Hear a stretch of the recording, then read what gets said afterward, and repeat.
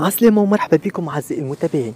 حضر عمار جمل وزوجته روروات في برنامج فكرة سامي الفهري على قناة الحوار التونسي باستضافة من الهادي زعيم، وقد أثارت الحلقة جدلا واسعا بسبب الحقائق المثيرة التي كشفها الزوجين عن حياتهم الخاصة. فقد كشفت روروات أن عمار جمل يوم إعلان خطوبته على روروات اكتشف أنه قبل يومين كان في خطبته مع فتاة أخرى.